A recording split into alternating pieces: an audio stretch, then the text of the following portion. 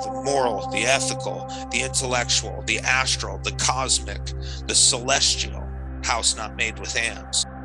The alchemical axiom or principle of vitriol. Visita interiora terrae, rectificando inveniis occultum lapidum. Visit the interior of the earth, and rectifying therein, you will find the hidden stone. You know, if you don't transmute yourself first, you will transmute nothing. The axiom of fixing the volatile and volatilizing the fixed. Being able to weave Hermetic principles into our social fabric. Filling in the fractal spaces till we get to the most rarefied abstract plane of the celestial realm. You know, that's alchemy, that's understanding nature. Question everything.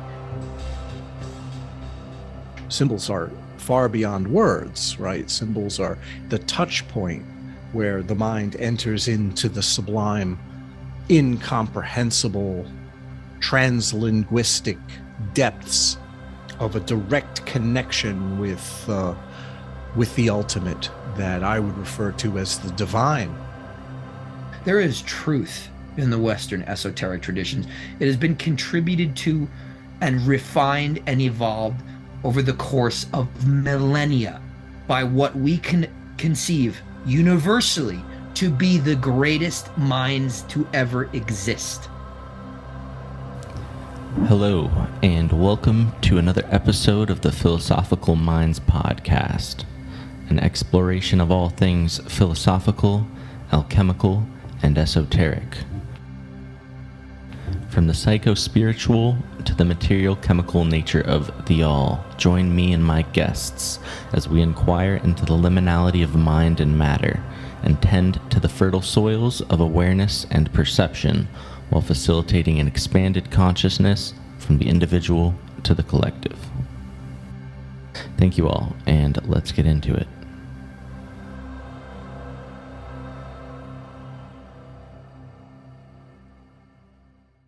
All right, my guest tonight is Eric Purdue.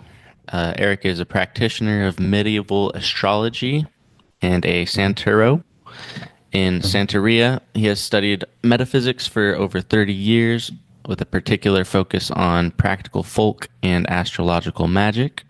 And he has made a tremendous contribution for all of us with his new translation of Heinrich Cornelius Agrippa's 3 Books of Occult Philosophy that was released in 2019. Is that correct?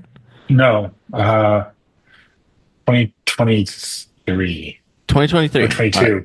Okay. And yeah, with that. No, 2022.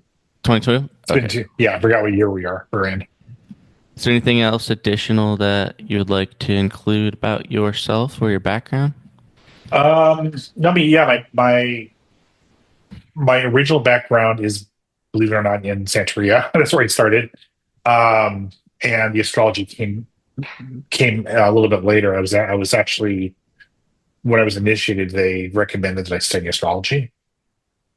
And it took me a few years to get started. Because I had to convince myself that there was astrology that was worth really studying, because I really didn't see a lot that I liked, really. And so when I discovered the traditional material, it kind of jived with my experience with Santeria. And so I started out with Santeria, and the astrology came later, and then Agrippa has just been sort of lurking since the 90s for me. And I think you'd mentioned something that I listened to. You started out translating the Picatrix, but you kind of let that fall away because, was it Chris Warnock and John Michael Greer? Both of them. Yeah. So anyway, I'm excited that you've ended up focusing on the Agrippa because that's amazing. Well, yeah, I wasn't at that stage yet, and the Picatrix had too many very strange names for animals and plants, and I was just way over my head at that stage. Yeah, and now I could probably do a better job at it. In fact, I know I could, but back then there was just no way, and so I took a break and ended up doing 3 books. So your practice in Santeria, I don't know too much about Santeria. I heard, I think I heard like Joey Diaz talk about it on Rogan a little bit or something. Oh, right. Yes. Yeah. But I haven't really like delved in and explored it too much. So I was hoping maybe if you could kind of give a little rundown or elaborate a little. Yeah. So basically, it's a religion that it's brought over from West Africa, primarily the Yoruban people. During the slave trade, they were not called Yoruban. It was not called Nigeria. These are all these names are all part of colonialism on its own. So the designations, I think, were a little bit more amorphous, but so they were brought to Africa, brought to Cuba through the slave trade, and through Spanish. Not that any slavery is good. Spanish slavery was a little bit different than the American, because in the American slavery, they basically quashed everything, called everything that was cultural to them, and the Spanish allowed a certain amount of preservation to happen, and they for some reason had this, and I wish I knew why this was. I'm sure there are people who know this answer, which I don't, but they had a little, I don't know, like a ordinance or a law where they provided community centers that were called cabildos, and where everybody came together, and they were given time to do so, like one day a week or one night a week or something like that. And the religion kind of grew out of that, because it was people kind of coming together into one place, and they had to kind of formulate a way to preserve their traditions, which wasn't 100% like it was in Africa, because that wasn't possible. And it particularly grew out when slavery was abolished, because then the result of that, we had a bunch of people who were mixed race, so they were also mixed culturally, and it really just kind of took the form that we know now, from that period. But yeah, there's actually several religions in Cuba. There's Lucumí is what they call it, actually. Santeria is kind of another name, but more popular name here. Palo is the other one, which is more for the Congolese people. And there's also, I'm running a blank. It's, can't remember. There's a third one I can't think of the name of right now because I'm on the spot. Mm-hmm. But anyway, yeah, I got into it by accident because I'm obviously neither African or Cuban. I was looking for a teacher that could teach me ceremonial magic. So I was purely in the Crowley train when I started. And that's what I thought I was getting into. And when I met him, I could tell he was very, very knowledgeable. He had a lot of knowledge outside of Santeria. And so I thought I was on that train still. And I would visit him once a week for a while. He had a lot of really cool talks, and I basically suddenly realized this was not exactly European ceremonial magic. It was something else. So kind of got eased into it a little bit, but by that time I was hooked. I just wanted whatever he had, and I stuck with him until he died for 15 years. I moved on, obviously, since then, but yeah, it was. So there's something called like orishas. Is that what? Yeah. Yeah, they're kind of like the deities in the religion. Yeah. And they don't really call them gods. They think of them as angels or saints or something like that. Mm. I personally, just Eric speaking, I disagree with that. I look at them as deities, but each their own. But yeah, they're basically kind of like nature spirits or nature deities, and there's a bunch of them.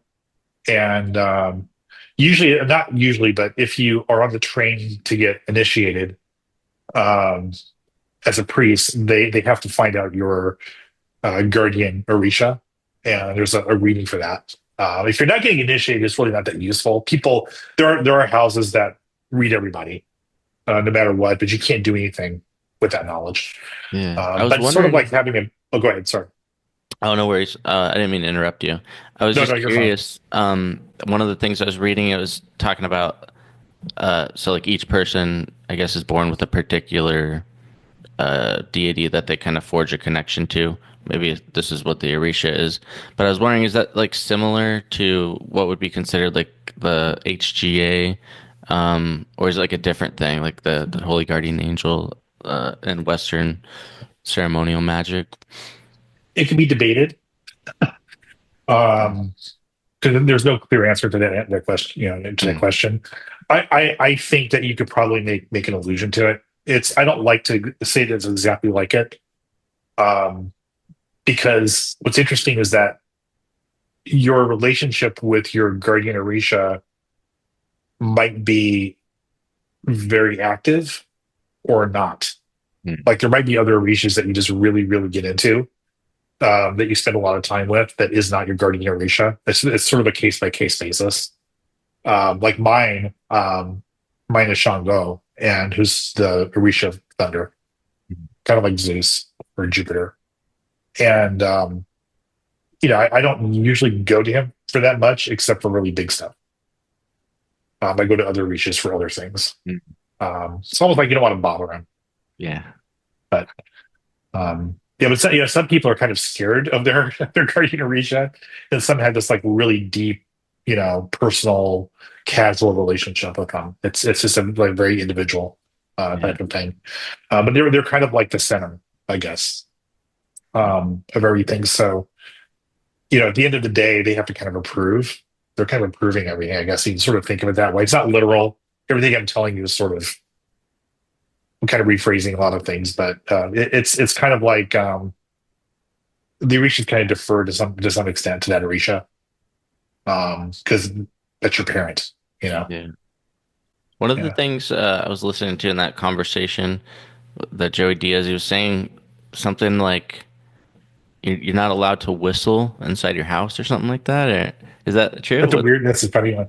Yeah, well, if you're initiated, yeah. Oh, okay. It's like something with the spirits don't like that or something, or is it like disrespectful in some way to the spirits or something? I've heard different stories. One, so my current godmother said, what does she say? She says differently than my original godfather. So my original godfather said that it brought him to war. It basically is calling him to war. Oh. And my godmother says something different. I wish I could remember what it was. It was something like maybe it just makes him angry or something. I can't remember. It was something a little bit different. I haven't whistled in 25 years. Wow. Even outside? Yeah. Wow. No, technically not really. I mean, I've just gotten in the habit.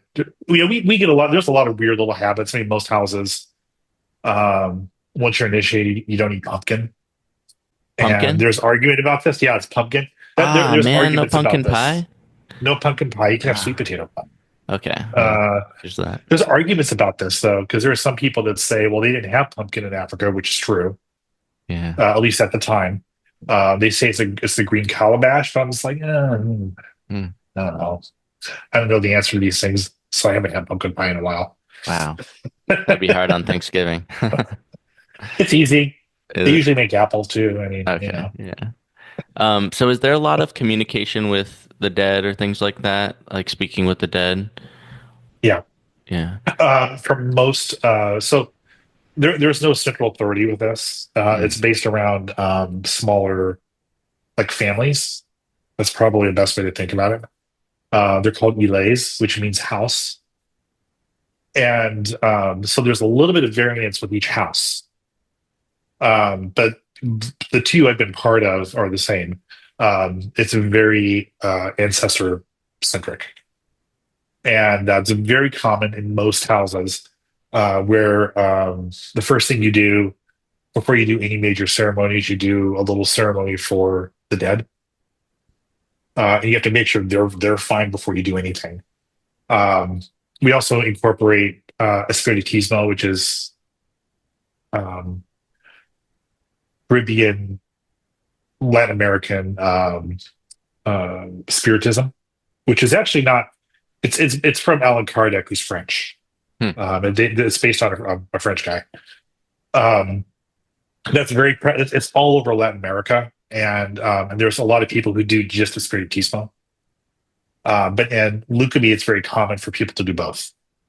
So you have alchemy, and then you have spiritismo, and they kind of meet up a lot. But you have people who do there are a few people who don't do spiritismo. Alchemy, it's kind of rare. It does exist, but that's where we're kind of dealing with not just ancestors, but we're dealing with spirits that kind of walk with you, protecting guides, attending spirits, that kind of a thing. So sometimes family from your ancestors will pop up. We do seances, which is not like the movies at all. But we do seances. We do. They don't call them seances, but it's what I'm going to call it here. They call them misas. Misa. And misa. And and often people, in fact, pretty much everybody has a number of spirits that are with them. So sometimes when you're in a seance, people will say, "Oh, you have a blah blah blah. You have an Arabic spirit around you," or something like that, and which is obviously not the family. Yeah. But anyway, so that and usually, like a lot of people in the religion will take that they don't really mix it so much, but they use it sort of as like a foundation, like a spiritual foundation. And a lot of houses will say you have to start out with spiritismo. Really, because that's where you kind of learn your primary techniques. Me doing planetary magic. That's really informed by years of work with spiritismo. It's like it's just you kind of like have you kind of build a sort of like spirit muscle when you do it, and so it kind of bleeds over to everything you're doing. And I really recommend anyone who does. If you're learning magic from a book, from a grimoire or something like that, I think it really helps to be involved in some spiritual tradition where you have have a teacher or you have peers, and you have people to kind of call you on your bullshit, to guide you, all these things, because I don't care what it is. I'm not going to say that everyone needs to find a spiritualist house and go for it, but I think it really it helps you realize that the books get you so far. I think a lot of experienced occultists know that, but it's hard. No one really tells you that when you start. You think the book's going to tell you everything. But anyway, I recommend that for everybody, and it's helped me a great deal when I do astrology readings. I think that often kind of the skills that I learned from that have informed the way that I do delineations as well. The astrology is the astrology, but sometimes it gets a little more finely tuned. So that doesn't happen every time, but sometimes it does. Is there like when one is communicating with like an ancestor or something along these lines, are there things that y'all are trained on? Like, are there ways of being able to verify like you're not being like fucked with by some different spirit like posing as an ancestor or something like that? Or? Yeah. Yeah, you do learn that. It takes a long time to learn that. Also, you have to learn, because both the spiritismo and alchemy have possessions. And there's a lot more rules in alchemy for Santeria. I'm going to call it alchemy, just so you know. Okay. There's a lot of rules about what happens when an Orisha comes down. Like Orisha don't tend to be random. They don't just like you're at the bar having a drink and then you suddenly get possessed by an Orisha. That shouldn't be happening. It shouldn't really be happening anyway, but definitely not by an Orisha. So we have to be able to tell the difference between the dead and an Orisha. And sometimes during Orisha ceremonies, when an Orisha can come down, people will get possessed by the dead, by some other spirit, and you have to figure out which one it is. Yeah. We have ways of doing that, and we have ways of verifying too. Yeah. Which I can't totally talk about, but Sounds interesting. It's pretty interesting when you know. Well, it's pretty like a couple that I I don't know. They're pretty convincing. Yeah. I'll say that. I wouldn't say they're ironclad and perfect, but they're pretty convincing. And it's when people are faking. Sometimes they'll people are nice. They just kind of let them do their thing, but no one believes them. But when it's real and verified, it's a very different experience. Yeah, I've seen both a lot. So Agrippa, you've kind of created a masterpiece, I think. Your version of the three books, it's kind of become like the gold standard, it seems. I've observed it's definitely been like making an impact on people, educating. I hope so, yeah. But yeah, how long have you been translating Latin? Like, what was your motivation initially for getting into that started you off anyway? Let's see. I'm going to say, I guess it's like 19 years. 19. 20 years, something like that. Somewhere around there. Yeah, my motivation was just I wanted to read books. I got tired of waiting for translations. Yeah. I'm kind of in that mode again, except I'm cheating a little bit with AI, but not with Latin. I'm not going to publish any of these things. I am ethical about it, but it's just for research purposes. It's just because there's, we can wait for people to translate what we want, or we can just take matters into our own hands. Yeah. There's so many alchemical works too that are untranslated in Latin that I've been like, ooh, that looks cool, but I don't read. Maybe I'll have to learn Latin. So yeah, there you go. Yeah. You already speak some Latin words as it is. So, True. So one of the things that I kind of find interesting, I guess probably since I grew up with a Christian upbringing, mostly the impression that I got that the occult magic had to do with evil, malevolent, demonic, dark sorcery, and all this. And so, it's been kind of fascinating as I've gone to realize how Christian a lot of this stuff is, and not all of it, of course, but a great deal of at least like the Western esoteric tradition. It wouldn't really exist as it does without Christianity, at least in the esoteric sense. Right. So I kind of wonder, like, in your estimation, at the time when magic was often condemned in the 1500s in Europe, how did Agrippa kind of reconcile the practice of magic with Christian theology? And how do you get away with it? Is that part of the question too? How did he get away with it, and like what was his philosophy? His philosophy? Yeah. Well, the getting away with the part I'll mention first is basically he had powerful friends. He was. I get the feeling. So we've all known that person who is very passionate about some sort of thing, and they're actually right about it.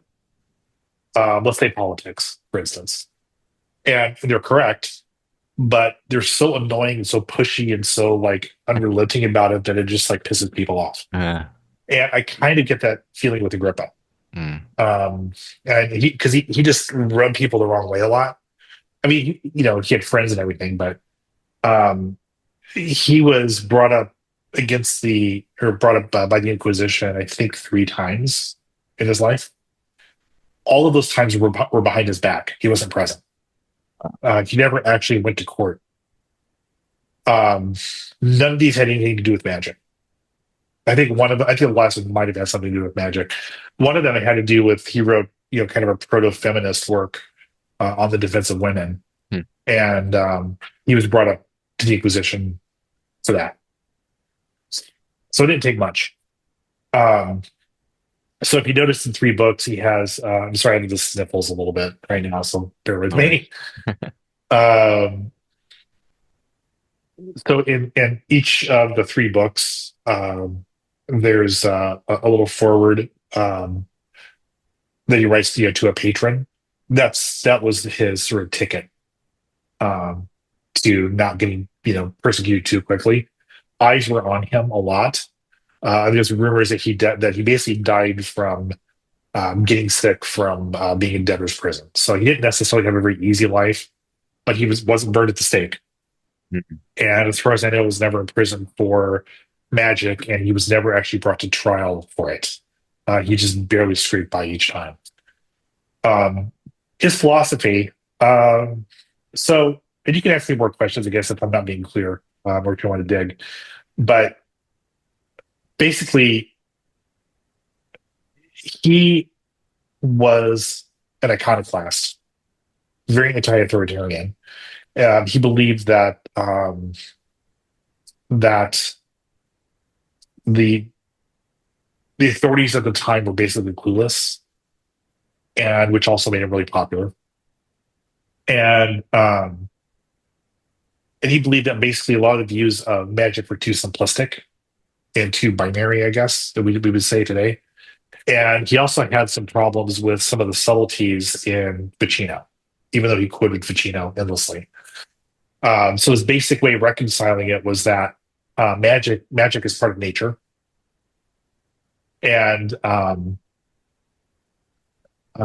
nature includes, of course, the stars and the planets and everything. And the question really comes down to not whether magic was right or wrong. It's that what kind of magic was right and wrong, because you can't really totally avoiding it.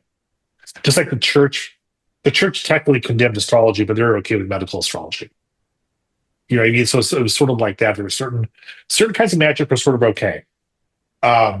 So he basically, in a nutshell, believed that magic was okay as long as you understood that the source was God. And that was part of his, I believe it was Ficino, believed that that it was okay, basically relying on nature, on the powers of nature in magic. And Agrippa disagrees, saying, well, no, if you're just following nature, then you're going to be deceived. If you are following God, then you're never going to be deceived, because God's not going to lead you astray. So it's kind of like, I guess, he didn't say this, but you could say that that nature includes medicines and poisons, and so it's not that nature. If you just are just like going, if you follow this one thing, then you can easily just pick the wrong thing, or just not have the right intention. That could be it too. So, and was his view on the soul, was it pretty much like in line with Neoplatonic model of like the rational, the spirited, and the yeah. And basically it was the same. He was relying on Ficino quite a bit, so it was kind of like the Neoplatonic by way of Ficino's Platonic theology. I don't know if you know that book. I've heard of it, but I haven't read it. I'm looking. Yeah, seems like a good one. It's probably in my Amazon cart with all my other hundreds of books. Yeah, everybody talks about 3 books on life, but I think really that's kind of a sleeper hit. There's huge chunks of 3 books that are just direct quotes from Platonic theology. Even some of the quotes from Plato aren't really from Plato; it's from Ficino. Yeah. How does he kind of describe the path to divine illumination or union with God? Like, what practices or virtues does he emphasize for? I guess you'd call it henosis if you're using the Neoplatonic word, right? Yeah.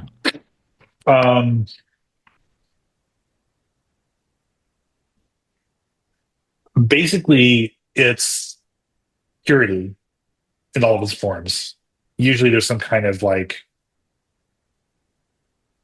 abstaining from meat for a short time, sex, alcohol, that sort of a thing. But also during the ceremony, he talks about adorning yourself according to the nature of the planets or the stars that you're working with. In a sense, you're kind of turning yourself into a talisman as well.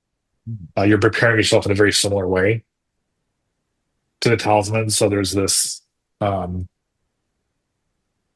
had that sort of a connection right away.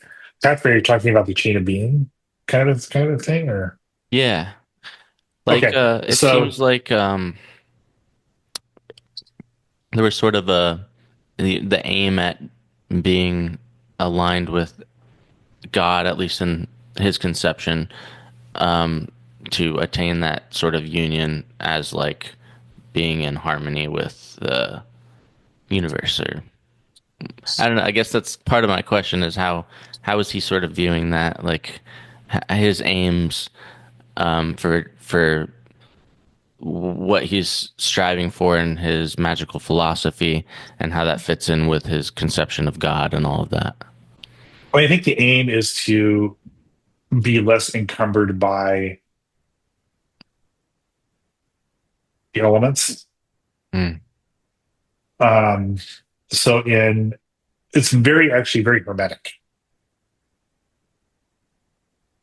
I feel like that a lot of the feeling comes from like a lot like not just the corpus hermeticum, but from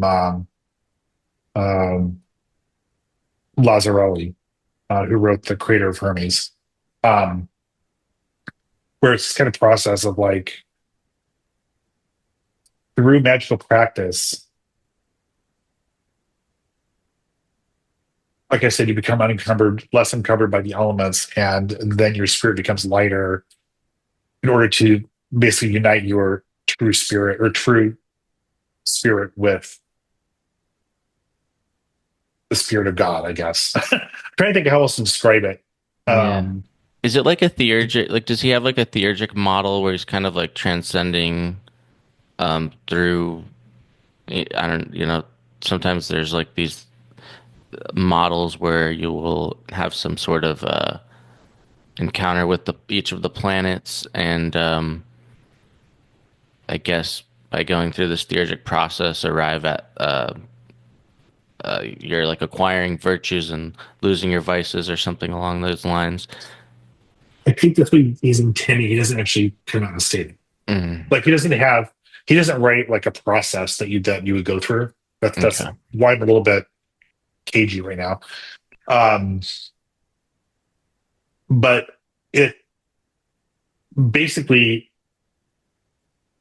I mean, it's also very Christian, but it's, I guess, basically it's a theurgic practice, which entails a lot of purity practices. And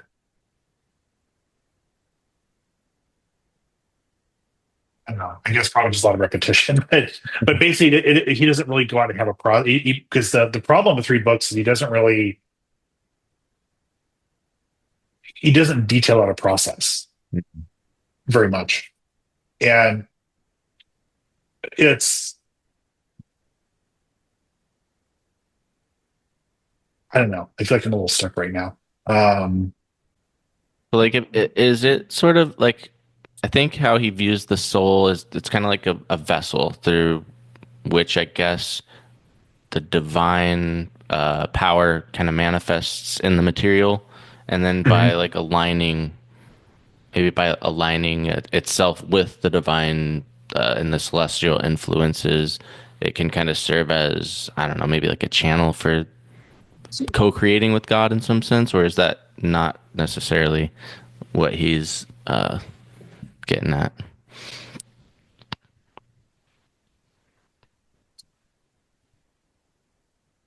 The channel's an interesting term because he's really stuck on the chain of being. Mm. And gradually ascending through, like, through the line of like correspondences. But ultimately it is to free the spirit. I mean, because I think part of this kind of like comes a liberation, down to like a liberation, because part of this comes from like an astrological idea of that, that, so like on an astrological chart, you have, if you notice, elements go in a different order than what we usually use. Yeah. So usually we have a hierarchy here on Earth. We have water, earth, air, fire. And in astrological, in the zodiac, it's fire, earth, air, and water. So it's kind of flipped around. And the idea is that that's the actual true order of the elements, and that it gets interesting. That it's corrupted by the elements. Corrupted by the movement of the planets and the elements themselves. So I'm sorry, let me state this. The order of the elements changes on Earth because of the movement of the planets. And it kind of like stirs them up or whatever. And I think a lot of what Agrippa's thinking of is this idea of getting past this sort of like this elemental barrier. Because that's really the reason kind of like why transcending we have corruption. Yeah. Yeah. Okay. Because that's why we have corruption. That makes sense. And I'm kind of reading between the lines a little bit on this because, like, again, it's like some of this is sort of, some of it's obvious and some of it isn't. But yes, I think it basically it's practices. That's what I can say. It's just a series of practices to like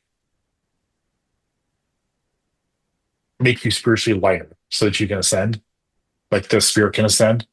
A lot of this looks very Christian, even though it's not really Christian in origin, but with like a lot of austerity practices, that kind of thing. He doesn't actually go out and just say, he quotes some astrological magic books. He's a little bit cagey as far as like, this is the reason why you have to do it. I don't know. I don't know.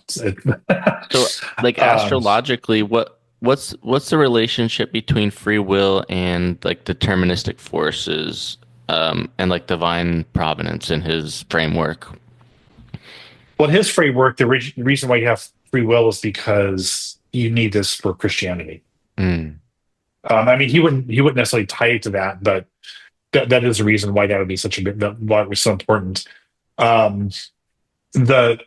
Because astrology grew out of, we don't know exactly where, what group of people created it, but there's some indications that it grew out of the Stoic, some Stoic circles, possibly a mystery religion.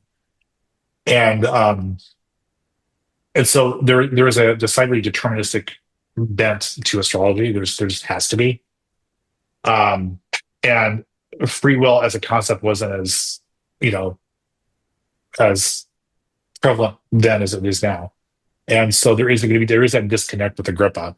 That is the disconnect with the church, part of the disconnect with the church as well, because you have to have your free will. Yeah. So it's like, it seems like there's definitely a sense of astrological determinism. However, it's like not necessarily absolute. Like it's kind of like a layer of influence maybe with the astrological stuff, but there's still the capacity of free will that kind of lends to that liberation aspect that's being aimed at. That's part of the liberation part is to build. Comes directly from the Corpus Hermeticum. Is the point of all this magic is to release you from fate. And Agrippa actually comes out and quotes some of those passages, but I have to wonder what he's thinking, which I don't know. Because to me, it sometimes feels a little bit at odds with, I don't know how he completely reconciled that. But yeah, anyway, that's explicit in the Corpus Hermeticum, but that's not necessarily consistent in the astrological record, canon or whatever. And even like a little bit before Agrippa, Guido Bonatti wrote a huge book on astrology. And I'm paraphrasing, but he said something along the lines of, yes, astrology can predict a lot, but it's not going to predict the chair you're going to sit in. So I mean, they were clearly struggling with it back then. Yeah. So I guess it aligns sort of back to how, I mean, maybe like how he reconciles magic with Christian theology at the time through maybe what he would conceive of as divine grace. Individuals can transcend fate by working with the celestial and the elemental forces and transcending them. But then it makes me wonder, like when it comes to his conception of God, is it like, there's like Neoplatonic God ideas versus something like the Old Testament Yahweh? It's kind of like a demiurgic type thing. And then so I'm like wondering how he's thinking about that. He would not have been that. He wouldn't have had any conception of the Neoplatonic God being different. Just like he thought that, Kabbalah, or that, I'm sorry, not Kabbalah, Hebrew was the oldest language in the world. He just don't have any conception. And so he probably, so God was going to be whatever is in the Bible. So New Testament, Old Testament. I think it's a fascinating feature of medieval and Renaissance books is that they are clearly quoting from people who have an entirely different conception of spirit. And they just kind of roll with it.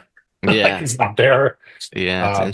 And that's one of the things I picked. That's one of the things I picked up, and that was when I was translating it. The Latin, they often use the word daimon, which was, he even says they're not doubles or whatever. It's just spirit. But the JF translation in the 17th century, he always translated daimon as spirit, but he would sometimes just say evil spirit, even when there was no point in Agrippa where he's even saying it's an evil spirit to begin with. Oh man, that's not good. And sometimes he would translate spirit as angel. I don't know. This is kind of a mess, but even still, it's like with daimon, it's like Agrippa. Agrippa was kind of fast and loose because he was quoting from, I don't know, 200 sources, going all the way back to ancient Greece. And he, so they have words. He would freely interchange words like spirit and daimon. What was it? Oh, genius was another one. Oh, okay. There was another one. There's another one I can't think of right now. But he would just interchange these, just back and forth. And even when he's talking about daimon, he would just go off and say genius, even though he's not quoting anybody that I can find. And genius is basically the Latin daimon, but same idea. But he just kind of goes back and forth with all these. So probably can't be too principled. A lot of these things. He's talking about God, and I don't know, because he's quoting books when they talk about God, they're directly talking about one of the Roman or Greek and Roman pantheon. When you're going through all of this, did you come across anything that you would consider any contradictions or anything like that in any of his philosophy? Contradictions? No, actually, he was very good about that. What was interesting was that he quoted people that would have not agreed with each other. But he put the quotes in such a way that everything flowed seamlessly. So that's one of the things that the book is made up of nothing were quotes kind of stitched together. And so he'll have in one paragraph, he could have, and I'm just making this up off the top of my head, but he could have Plato, Aristotle, or he could have I don't know, Pico della Mirandola with Augustine, on the same page. And they probably wouldn't have got along in real life. Yeah. But he puts it together in a pretty seamless philosophy, which is very interesting. And he's using Ficino, who he had some disagreements with. So it's, I don't know, I don't know, I think it's really fascinating because I've talked to people about him quoting Aristotle and Plato, and people have said, oh yeah, these are opposing, these are very different philosophies. And I said, doesn't matter, he's making it work. Yeah. Taking the best from everything. Do you think, I don't really know at that time because when I think of what he's doing in this book, I don't know if it's considered science and mysticism. Would astrology be considered science at the time, or was it not? I don't. Yes, but the words all meant something different. Oh, okay. Yeah, it was a science. From a pre-modern standpoint, it is a science. Yeah. Not because we had a different idea of of truth or whatever, but or proof. Science back then meant a body of knowledge that one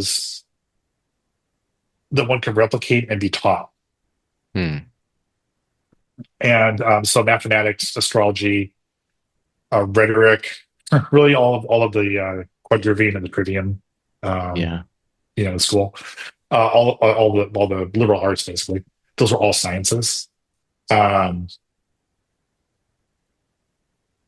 that's one of the things that I've kind of like pushed back with modern practitioners is that, people say, well, they'll say astrology is not a science, that's an art. Well, art, the people who call astrology an art are usually like early English writers who are taking from Latin and using the word artibus, which means skill. And so it's like, yes, it's both of those things, but it's not like it's just a creative, amorphous, type of process. So it's a science in that there's a process that you can learn in order to do it. And it is an art in the sense that it is a skill to do so, but it is definitely not a modern science. It doesn't fit into that at all. What was for you the most enjoyable part of translating this? Was there a particular segment of his work that stood out to you in any way that you just really enjoyed? Book 2 in general is a lot of fun. Except for the numbers chapters, it got pretty tedious after a while. That's pretty bad. The chapter on 7 is terrible. Because it's like, I was kind of going through it, and it was like a page, the first page, I'm like, okay, this is fine. Pythagoras says this, whatever. Then he basically proceeded to list every single time the number 7 was mentioned in the Bible. Wow. Yeah. And I'm like, oh my God, this is terrible. This is terrible. I had to like note all of it, and I'm like, oh. That's like half the page of these footnotes, Yeah. No, but I loved it because I learned a lot, and because that's what got me on my sort of kick on Daimon, was from translating that book, although it goes in the third book too. And I don't know, just like translating the astrological magic section was just fun. And there's a lot of material to cross-reference with. It was just, I don't know, it was just a fun little. Also, like, it was very, I don't know, it's kind of easy. They're kind of, I call them list chapters. We just kind of like go down the mansions, we just go down the list. It's really easy. Yeah. But it was just kind of fun because you kind of felt like you're getting somewhere, and I discovered a few things that were mistranslated here or there. Some of the stones were wrong. That was kind of fun to find those. Yeah, there was this one part, I think it was in the Natural World book, and I think it was when he was going through the elements, and it was about air, and he said the brightness of air, if I recall. I don't know if that strikes your memory at all, but I was curious about if you had any thoughts about that, how he made that just quality association. I think he meant brightness in the sense of it being kind of like a bright mind or something, or like a bright idea. No, I was thinking in terms of like, there's two ways to look at it. I think one is that it can be kind of biting. I think that's kind of a way to look at it. And another way, I think, is because of clarity. There's this is one of the things with the translation. There's a lot of like clarity can also mean bright sometimes. Oh, okay. So I think I tend to be kind of literal with it, but I think he's probably talking about clarity. But I kind of think of this a little bit with like sharpness, with air too, because it could be very like, kind of like jarring, Yeah. like you walk out to the cold air. It's like crisp. I like it. Very crisp. That's a good word. Yeah. No, actually, chapters on the elements are those are also some of my favorite chapters. I think those are probably the best description of the elements anywhere that I've seen. They're awesome. Yeah. What were some of the corrections that you made when you were going through these, comparing them to the other texts? Words or translations that you feel are like some of the most important that definitely kind of like change things around a little bit? Well, there's a couple. I mentioned stones earlier. There's, I think it's the Regulus, the star. Everyone translates that as granite. And I initially did too. And I think I was doing draft 2. I don't know why it stuck out at me. And then I realized that the word they were using means pomegranate. Literally. And I'm like, and I realized, I'm like, oh, wait a second. You know how like the word, it's garnet. Spoiler alert. But you know how in English granite and garnet are almost spelled the same. Yeah. It's similar in Latin. Wow. Granitus and granatus, I think, is what it is. And garnet actually means pomegranate also in Latin. So that was kind of a cool one. I actually was talking to an astrological magician, and he made all these like Regulus talismans or rings or whatever with granite. And I said, he goes, are these not going to work? I'm like, I'm not going to tell you that, but maybe they will.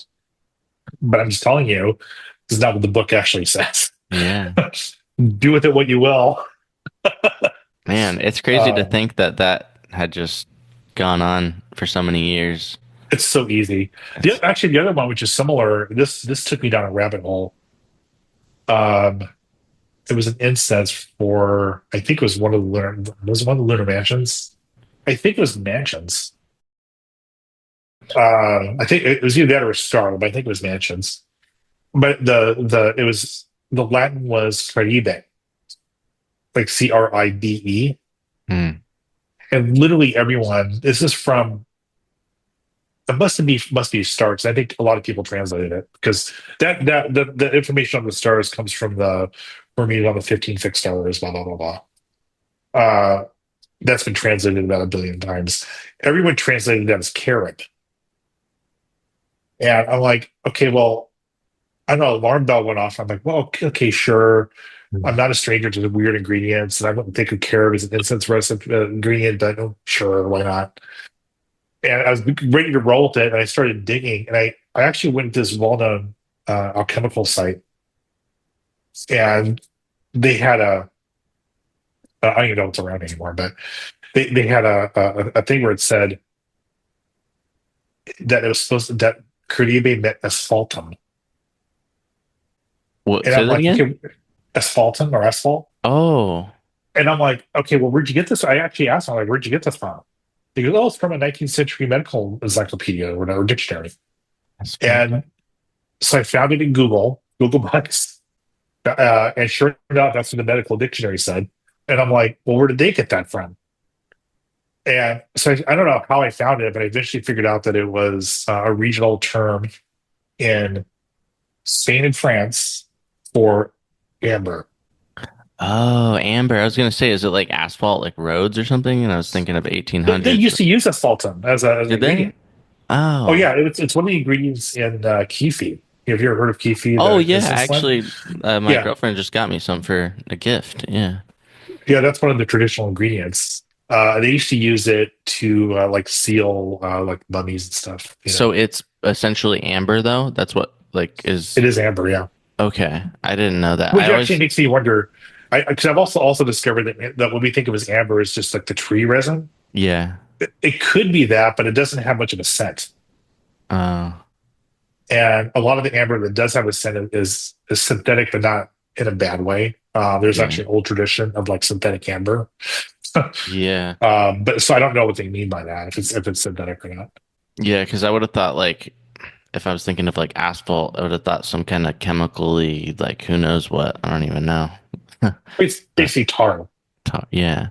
Which, basically, I mean, but isn't tar modern day now like used with like rubber and stuff like that? Or? Yeah. I'm just saying saying for to simplify it, it's like basically kind of like tar.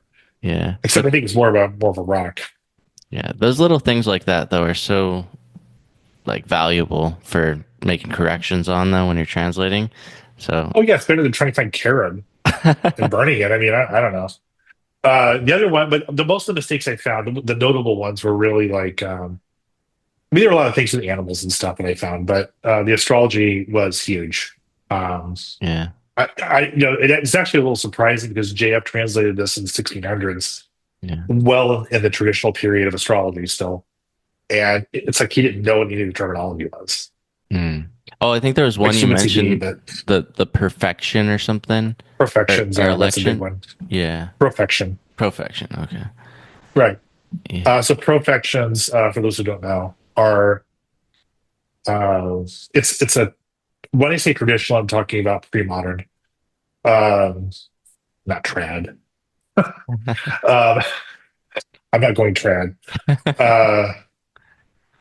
It's a predictive technique where each sign in the chart rules a year. And perfection means to progress. So you're basically like when you're born, it's the first house. Then your first birthday is the second house, things keep going around. And you have cycles of like 12-year cycles, basically. And anyway, he mentions this a couple of times, and he always calls them perfections. And then the Tyson edition didn't know what either of them was. And so he went with perfection. I remember there's this one section where he talks about propitious times for dreams, for prophetic dreams. And he'll say something like, when the moon is in the ninth sign of perfection in the nativity or the solar revolution. So what that means is that, let's just say your rising sign is Aries, your ninth sign is going to be Sagittarius. So whenever the moon is in Sagittarius, which is your natal chart, ninth sign, or in the solar, do you know what solar return is? So should I explain what that like is? your birthday or It's sort of. tropical? It can vary a little bit, but yeah, it's when the sun reaches the same degree. Mm. And because of math, it may or may not fall on your birthday. It may be the day Okay. after, or day before, or whatever. But usually it is. Time will be very different as you get older. Anyway, but so you do a solar return each year. That's one of the predictive techniques. So let's just say the ninth sign of your solar revolution is Cancer. Okay, just making it up. So what he's saying is that when the moon is running in either Sagittarius or Cancer, that's a good time for a prophetic dream. So that's 2 times a month. And Tyson read perfection as a full moon or a lunation. I can't remember which. And I think he did. I think he just did solar return as your birthday, but it's like, okay, it's not quite your birthday because he didn't really explain what it really was. Another one was, and he mentioned perfections a couple times in the book. Each time it was perfection. Each time Tyson's like, well, it's a full moon. The other one was there's an astrological concept called a term or a bound. Those are, each sign has 5 unequal divisions. They're ruled by one of the 5 non-luminary planets. And JF translates it correctly. No, wait, did he? So he did not. He translated term as mark. And then Tyson looked at it, he goes, oh, it's a degree in the chart. So I know there's a lot of those kinds of things. If you're trying to do astrology, it kind of like put you in the wrong direction. yeah. I don't really blame Tyson. I might sound like a little hard on him, but he translated this, or not translate. He didn't translate it. He edited it in 1993, I believe. And the state of our knowledge of pre-modern astrology was pretty bad at that time. Who was the first English translation? JF. That was the JF, and that was JF. 1600s. 41, I believe. And so, like, what happened with, like, when did Latin die out? Because Well, it didn't really die out, but it's sort of like or speaking left. It was the academic language until, I don't know, 1700s probably. Yeah. And I guess it wasn't spoken since I don't know, probably the 7th century, something like that. Yeah. So whoever the JF guy was, maybe it's just that they had other better Latinists working on different projects, and it wasn't as popular of a We thing. don't know who he is. Yeah. There was some speculation that I might have this wrong. John French, I believe, who's an alchemist, which there's no excuse. But we just don't know who it is exactly. So. Yeah. Well, it's cool. Whoever it was, even though they got some stuff wrong, still appreciated because it got us got the ball rolling. The thing is, I have stuff wrong, I'm sure. I'm sure at some point somebody's going to want to tackle this and find something wrong, but there are mistakes, I'm sure.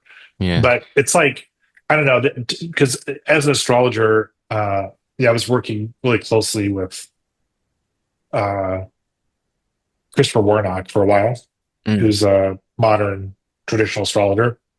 And he was the one who brought it up originally, where he said that, if you are trying to do astrology from this, you're going to be kind of in trouble, like from the Tyson edition or from the JF edition. And it's not all Tyson. But if you're a good enough astrologer, you can almost squint and sort of read between the lines. But some of it doesn't make sense. Like, mark. I would not know that the mark was a term. Yeah. If I didn't see the Latin.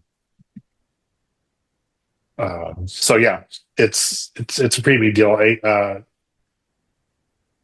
I wish I knew the circumstances in which it was translated, and I got yelled at by some reviewer that I was being too hard on JF, and that some of his mistakes were because of a particular Latin edition that he used, which I'm not aware of. But whatever. No shortage of people out there that want to yell at people. So it's like, whatever. I don't know. It's like, I don't know everything. But it's like, I know astrology really well. Yeah. I know I could do that. So this is kind of, it's on topic, but off topic. But I've heard you mention this guy a few times, Abu Mashar. Who's that? So Abu Mashar was sort of like one of the greatest astrologers in history. I'm very fascinated by him. When was he around? 7th century, I believe. Might be wrong. I apologize to everybody who's an expert in this. Anyway, Islamic, and he might be a little later than that. Actually, anyway, sorry. The story that I've heard was that he was a skeptic, and his friend was Al-Kindi, who's a very famous astrologer. And Al-Kindi just said, well, if you want to argue this so much, why are you arguing a subject you don't know anything about? Why don't you study the subject first? So he spent some time to study astrology, and then he ended up converting to the dark side. But he ended up becoming one of the more prolific astrologers. But more importantly, he wrote down a lot of material that no one else wrote down before. There was a lot of practice that was sort of passed by teacher to student. But Abu Mashar just kind of lays it all out for you. And so he's very important. He has one book that's, I have 2 books of his, and I have more than actually, I have a couple other ones. But the 2 main books are one, it's called The Greater Introduction to Astrology. It's this thick. Is it English? In English, yeah. Yeah, nice. Maybe it's this thick because it's facing Arabic pages. But and the other one is on yearly predictions. That's also about that thick. It's a huge book. Damn. It's just very comprehensive. Yeah. And he was the one. I wish I could figure out the original quote. It was told me, but he made a quote that your natal chart is, because a lot of people concentrate on their natal charts today. People just talk about whatever their natal placements are. Yeah. But Abu Mashar says that really your natal chart isn't what you live. The natal chart really represents you when you die. because when you die, you have this whole lifetime, that was before you or behind you, where you say, okay, well, I was married 3 times, I had 4 children, I was an accountant, and that's in your natal chart. But your natal chart has no order to it. So it's like a summary of everything that's going to happen, or at least the major events that are going to happen. But when you do traditional practice, you realize that the natal chart is just like a place that you do calculations from. So like your solar return is one of those things. Yeah. So your solar return is generated from your natal chart. So what you're actually living is your solar return. By your natal chart. That's fascinating. Yeah. Yeah. I think I came across his name at some point. I found this like correspondence table, and it had like Plotinus, Ptolemy, Pythagoras, and then it looked like, I don't know, some kind of geometric astrological chart of some sort, and then at the end of it was Abu Mashar, and I was like, who's that guy? Like, I recognized all the other names, and then I saw that, and I was like, well, he must be something. He's associated with all these other guys. But he's like the Beatles of. He's not the first, but he was the one who just really kind of, he just really formulated it in a nice cohesive package. There were some really great astrology. Like, really, I think the Arabic, or I shouldn't say, not really Arabic, it's Islamic. That corpus is really, I think, kind of the big holy grail here, because really it's what we're practicing. Yeah. Even if we're doing medieval and Renaissance European astrology, it's really ultimately based on the Arabic authors. Because they didn't have access to a lot of the Greek writers, but the Islamic astrologers had access to the Greek writers. So to them, they were basically doing Greek astrology, and with a little bit of help from the Persians, a little bit of help from Indian astrology and that kind of a thing. Yeah. And that's all part of all of this too, and those were starting to be translated, and they've been pretty much a game changer, because there were a lot of mysteries, because we had translations of the Greek, we had translations of the Latin, and there was just so many differences, and we're like, what, did the Europeans just not understand anything? So what are some of the major mysteries?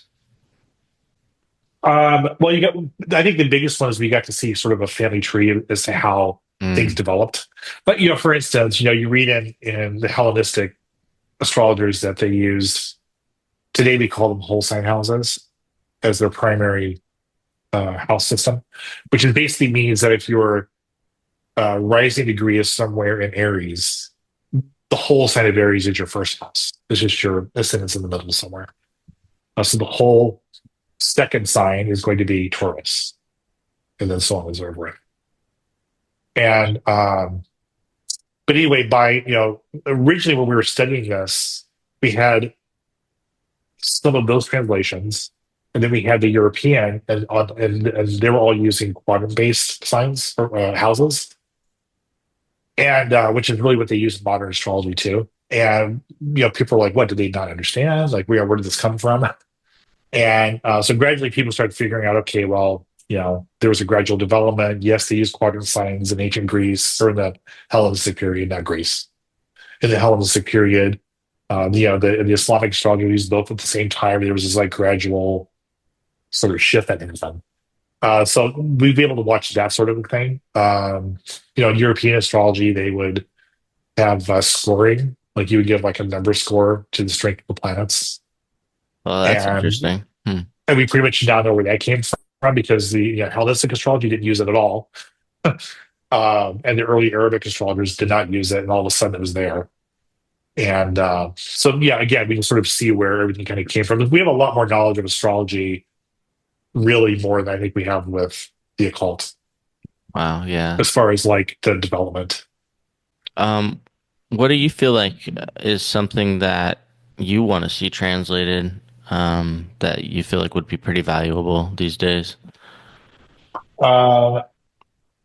Well, I really want to see it's in process now, but I want to see a translation of the epistles of the Juan al-Safa. What's that? What's that about? It's well, I'll tell you. It's so the Ikhwan al-Safa were called the Brethren of Purity. That's the Brethren of Purity in Baghdad in early medieval period, and they were, kind of a, I don't know, sort of mysterious group, but they were like all scholars. So I guess one way you can think of it, this is not really accurate, but for illustration purposes, they were kind of like it was almost like a Masonic order, except they were academics. But anyway, at one point they gathered together a bunch of knowledge in several books. It's really huge, and it's called the Epistles of the Ikhwan al-Safa. And Oxford's publishing it, or is translating it now. Wow. They don't have the whole thing done yet. I've been dying to read that. That's amazing. The section on magic isn't finished. Of course. I want to see that. I want to see a complete translation of Samsa al-Ma'arif, which is another Arabic, obviously Arabic. It's planetary magic, al-Buni. A little bit later. I think he's 14th century or something like that. And that book is probably the most influential book. Wow. In the modern Arabic world. It's planetary magic. It's very Sufi centric. In fact, I think he says that you cannot practice unless you're a Sufi. A lot of magic squares, which we occultists love. And I'm dying to read the new Picatrix translation when it comes out. The translation from the Arabic. Who's doing that one? That's Liana Saif. Okay. And I don't know where she's publishing it through. I think it's Warburg Institute / probably Brill. I don't know. So it's going to be $5,000. Yeah. But I'm dying. I'm going to buy it. Yeah. I'm dying to read it. I've been working with a German translation from the 60s. Wow. And I don't read German, but I've sort of stumbled through it, and I have a very readable copy of it, but this is nothing like what this is probably going to be. So yeah, those are the ones I really want to see. The Latin is a little bit. I think a lot of the big Latin ones have been translated. I'm kind of in this mind right now where I want the translations to keep coming. So don't get me wrong. But there isn't a lot of analysis going on. So I'd like to see more of that, which is a little bit more boring. But really what's happening now, and this is kind of my complaint about the state of the occult academia, big quotes, is that we have a lot of books now. And for the most, and I'm not shaming anybody because I do the same thing. But you buy this really cool Christie new translation, and it's just sitting there. And the reason is because frankly, they're kind of hard to get through a lot of times. And for anybody, I don't care how interested you are. I would like to see kind of more. I know Stephen Skinner has done some of this with like with the magical papyri and things like that, but we need more of that. Yeah. Well, I think like when you put like your version of what you did with Agrippa, just how beautiful and aesthetic and how organized, and it's just really like it lends to being able to sit down and enjoy getting through it. And if they were to apply the same model with a lot of these other texts, I think it would be great for everyone. But I mean, that's the thing. That's that kind of the cruel truth of this is that you have a lot of varying like philosophies of how you translate, and I tried to make something that was very readable, but also fairly literal. I think I wish I could do it over again now. Oh, really? I'm not going to, but it's like I probably would tackle some of it even more differently now.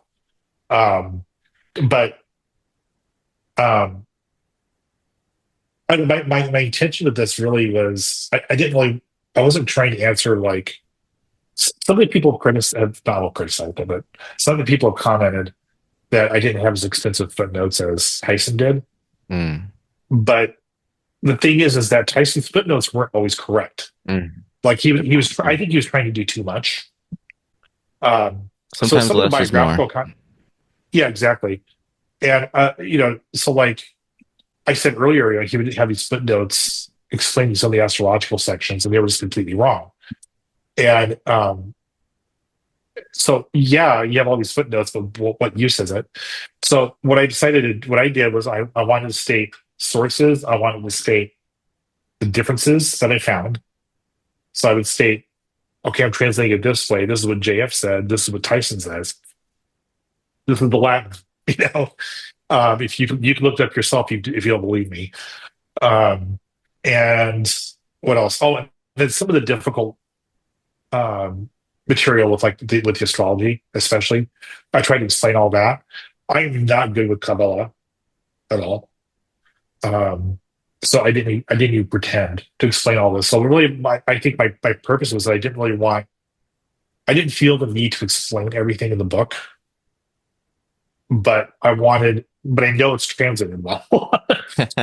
So I wanted to translate it and sort of like give people a clean copy that they can do more with. That's kind of what I hope to see. It hasn't happened yet really too much.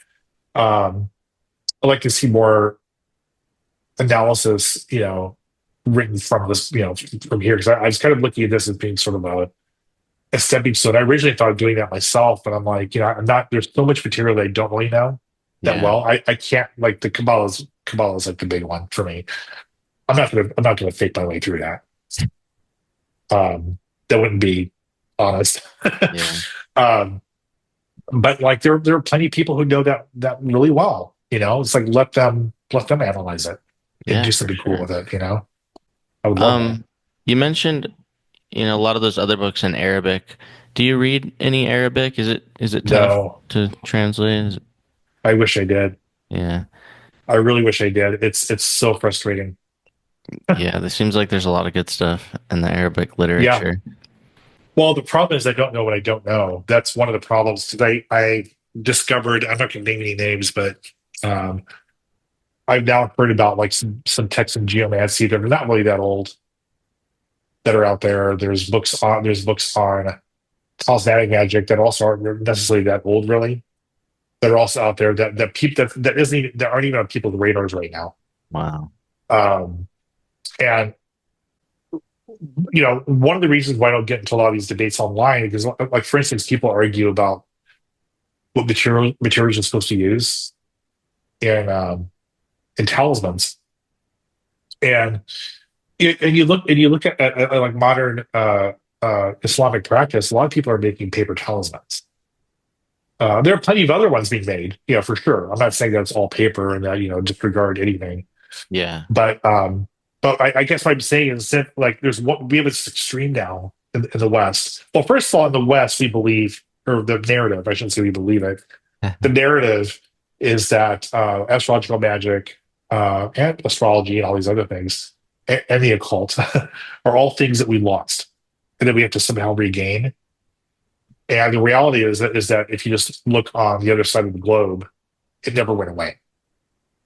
Yeah. But some of that knowledge is a little bit hard to come by right now. And so I'm just kind of hoping some of that will come over. But like, when I was talking about materials, like we have all these arguments about, are metals better than stones, or stones better than metals? Or what if you use a different one? You can use brass. I mean, these are all garbage arguments, really. Because in reality, people have always used whatever they could get.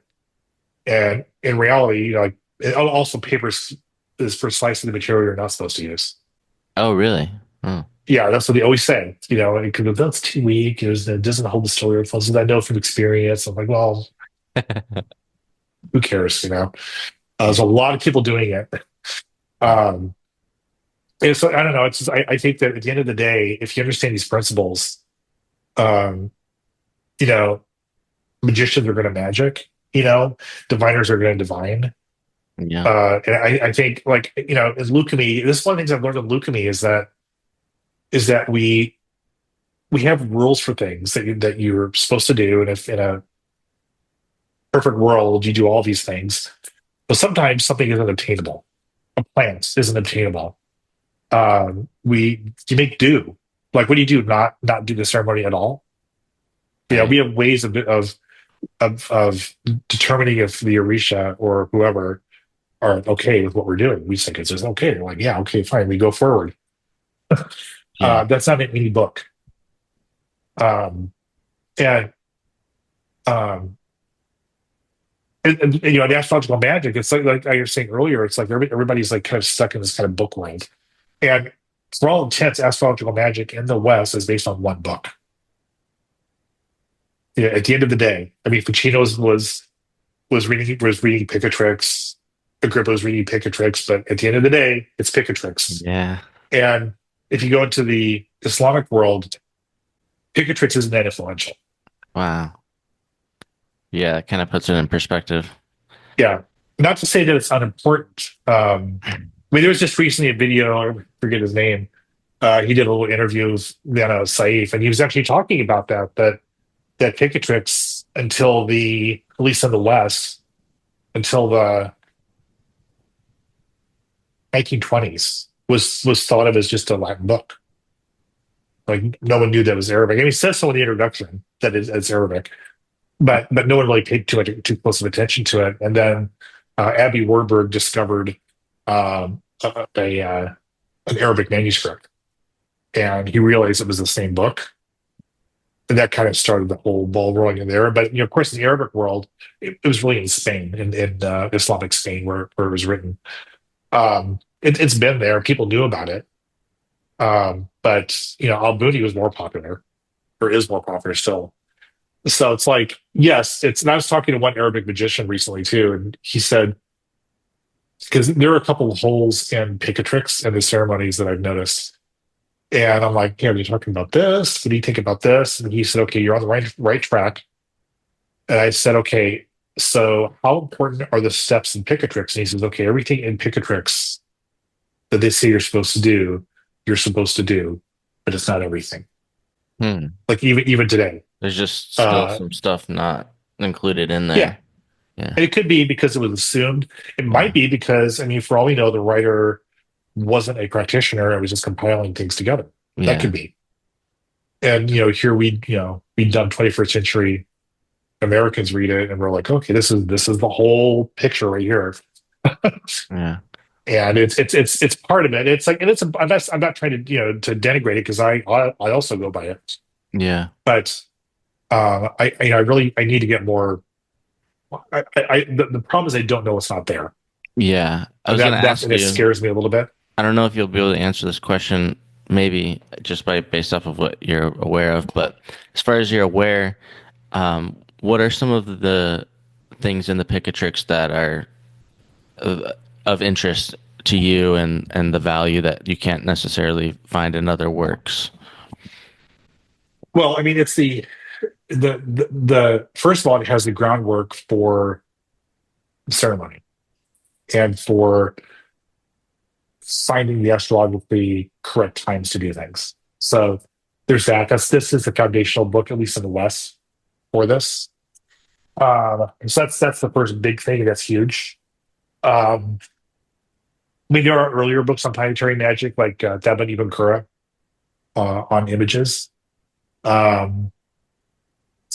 Material is very similar, in principle. It's a little different, but it's in kind of the same ballpark. The other thing that's important is that this is an area I hear people talking about so much, but there's almost like, I want to call it folk magic practices. I'm using this very loosely, but like, here's a simple astrological election for getting rid of flies. And it's something that you could do pretty much any month. So it's not that complicated. So they have a lot of things like that in there. I think what no one has really, I've never heard anybody talk about this, and I want to explore more personally, is that, let me back up. I know from astrology that, especially in traditional sources, they'll say they have all these like cookbook style delineations in there. So they'll say things like, if Mars is in the first house, then it means this. If Jupiter is trying this in the fourth house, it means this. It's all these very cookbook style delineations. And years ago, I had the revelation, which was not a big revelation in retrospect, but to me it was big, that it's all about planetary nature. These are all examples to teach you how to read planetary nature. So at the end of the day, it's not really that the book says this and this and this, and this is exactly what it's going to be. It's just giving you an example of that planetary nature. So you can kind of like go off of that. And I also know from like my alchemy practice that it's very similar, where it's like, you have all these like, very codified ceremonies for doing certain things, but weird things happen sometimes. And so you ask like an elder, your godparent or whatever, and you're like, well, this is going on. They're like, oh, do this. And then it works, somehow. But with planetary magic, I don't hear anybody talking that way. And maybe they're out there, but I haven't heard it. And this little section I was just mentioning, I thought about that. I realized, okay, well, this is really using things like the symbology of the sign, like, if it's flies and maybe you have Scorpio ascending or I don't know, something like that. And so there's basically using a lot of creative logic, I think, to do magic. And I'm like, well, this should be possible today with things that aren't in books. And it's very heretical for me to say this. But I don't know, I just think that we're kind of like holding ourselves back a little bit. I don't know. Yeah. And I'd like to see more of that too. I mean, there's a lot of riffing going on out in the world. There's a lot of really bad riffing happening. No shortage of so maybe riffers. that's bad too. Yeah. So maybe that's bad too, but I think that if we I don't know, I think that if you're knowledgeable of the subject and you are spiritually active, then something, you should be able to do something. Yeah, for sure. All right, I got a couple more questions before we wrap it up. Just kind of a fun one. Not like the rest of these. As far as like paranormal activity or strange, weird experiences, like I'm just curious from your life, do you have any like really standout moments of like very interesting, strange experiences or paranormal activities or anything like that? I mean, I've seen more possessions than most people. Oh, I've never seen one. Because I've been in this for a long time. It's kind of funny. You watch elders when, like in alchemy, when people get possessed, and it's like, okay, we'll deal with this. Another day, it's another not that. possession. It's another day. I'm almost gotten to that point, but not quite. I've had a lot of interesting experiences with that. Like I've had people in possession. To me personally, I've heard a lot of other stories which are crazy that weren't me. But and I saw one that wasn't me. Actually, I was just there. But no, with me, I've had cases where someone under possession who I did not know at all, they didn't even speak English, would come up to me and say, okay, blah, blah, blah, blah, blah, blah, blah, in your life. And they would just kind of tell you all these things that no one knows. Like, oh, this is happening, da, da, da, da. And it's just very, like, direct. My godfather, the one I did see, this was, I was there both times. So, and Orisha possessed someone. They call it mounting. But if you say mounting, people think of weird thoughts. Now, real quick. Yeah. These possessions, they're not. Are they all bad Like, are they negative? Are they positive? Are they both? Or is it? Well, okay. So if it's in in alchemy, we have a ceremony that are called tambors, which we do drumming. Really exotic. And there are certain ones that we do with consecrated drums. and they're very formal. Like there's a very formal structure to it. And those are one of the ceremonies where you would most expect to see an Orisha come down and possess someone. They can happen under other ceremonies, but that's the one that's sort of like, this is the time. If it's going to happen, this is the time. And so, yeah, the thing, like in that case, you want to look for, is it an Orisha? First of all. And usually if it's a dead person, someone's ancestor, you want to get them out of there. And they do. They take them out of the room and get them out of the state.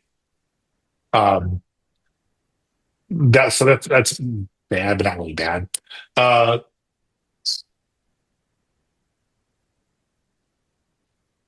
Well, I would say, I don't know, bad possessions.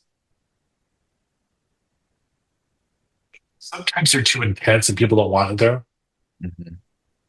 I did see someone with the very first seance. He had nothing, didn't know anything about anything whatsoever. And sat down, and my godfather was like, this is going to be it's like a good first thing to try. It's like, you want to see what's going on. Just go to a seance. You just sit there and kind of watch. The guy sat down, and all of a sudden he started screaming like he was being murdered. And quickly I turned around. My godfather got up, calmed him down. The guy is basically coming into possession. Suddenly, it had never happened to him before. And after he calmed down, he realized that whatever spirit possessed him at the moment that the person, the spirit, had died. Whoa. Like he basically became conscious at that moment. Whoa. So like to the spirit, it was happening still. The death was happening. Wow. So that's not cool. That's wild. Never saw the guy again. He never showed up again. Yeah. The one I saw with my godfather was so years before he died. One of the regents came down and said, "Okay, you have to slow down. You have to retire. You're not doing well. If you don't do it, we're going to have words." And he never slowed down. I was there when he was told that. And then years later, it was probably 6-7 years later, he had another drumming for the same Orisha, and that Orisha came down. Actually, that wasn't even for that Orisha. She just came down anyway. And she said, "Okay, remember that thing I told you? This is a different person, mind you." And they're like, "Remember that thing I just told you a few years back about slowing down?" And he goes, "Yeah." And she goes, "Well, now you're going to see." Whoa. And he died after that, like about a month later or something like that. Wow. He had a heart attack. Now, the Orisha didn't kill him. Yeah. She was trying to save him, and she was like, "Look, if you don't do this, you're going to basically have a heart attack and die." And he didn't do it, but he had a heart attack and died. So yeah, that's a pretty standout. We have a few ghosts here and there, but yeah. So usually possessions freak people out. So sounds interesting. It doesn't sound as bad as you hear generally with other kinds of possessions. Maybe they don't know what to do. Yeah. So like how often it's like sorry, go ahead. How often is it like, there's a particular, do you guys pick auspicious timing to do these sorts of things, or? Not most people. It's too complicated. Like the initiation, you have to mobilize around 15, 20 people. So you have to find a weekend that everybody can come. Yeah. That sort of a thing. So yeah, my godfather used to try to do that, I think, but I don't know. Almost no one does that. Yeah. So, it depends on the house. Some houses are really active. Some houses will have initiations like every other month, which is crazy. That's too much. Or some big ceremony like that. And then others, I've initiated 2 people, and I'm done. I'm fine with that. I don't want any more. I'm not out there soliciting. Yeah. Cool. Yeah. Well, it's too much. Yeah. Sounds like a lot of fun. interesting experiences. A lot of fun. It's a lot of hard work. It really, like, as I've gotten older, it definitely physically really, really hits me bad. Like, I can't walk hardly for a couple of days after initiation. Wow. Like my legs are just... Wow. Well, I greatly appreciated you taking the time to do this with me. I just want to give you the ability, if there's anything additional that you want to add or throw out there, anything at all, feel free. What's my website? Okay. My website is ericpurdue.com. I do astrology consultations, and I am working on translation still. I haven't been terribly public, and I've been going back and forth a lot about those. So I'm kind of working on 2 major translations at the same time, which is a great idea. Sweet. What are those? I'll say one of them. One of them is, because it's not a secret, is this 17th century astrological text called the Astrologica Gallicum, which means French astrology. Okay. It's in Latin. And you got another covert one? I have another covert one, which is shorter, but it actually is not taking me forever to do it. Yeah. The covert one is actually a very small book, and it's kind of kicking my butt. It's taking a long time. Yeah. There's been a lot more research involved than I expected. The other one is physically larger. I think it might be double the size of 3 Books of Occult Philosophy. Wow. It's an enormous book, and crap. It's daunting, and I hope I can finish it. Wow. Can you give any estimate on how far along you are, or?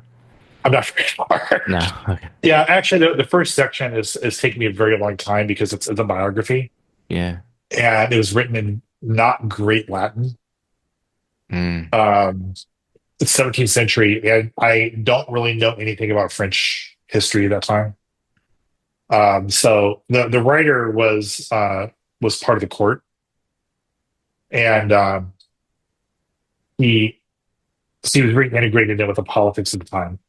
To me, it's fascinating because he was also part of the group of people who were debating against Copernicus. Oh wow, that's interesting. Which is fascinating to me is because I've never actually seen that side of the argument so much. I don't think really most of us have. And but the biography is kind of kicking my butt because it's finding all these people that were famous in the 17th century that none of us know anymore. Wow. So in every paragraph seems like it has one person, and it takes me like a day to figure out who it is. Wow. I'm so grateful. I'm so grateful for people like you. It's like one of those things I always place such a high value on, people that are out there translating these texts that make them available to just, us to be able to read. It's just undiagnosed neurodivergence. Yeah. It's a blessing and a curse, I'm sure. No, but my site, I'm actually revamping my site now. So there's some services I am going to offer in month, probably some classes, like astrological magic probably, and things like that. Awesome. So that's going to be coming in the next few months. Cool. Yeah, keep me posted. Do a big blitz on that. I'll put some stuff out for you. Yeah. But that's beautiful, man. Well, I appreciate it, and until next time. Well, thanks for having me. Absolutely.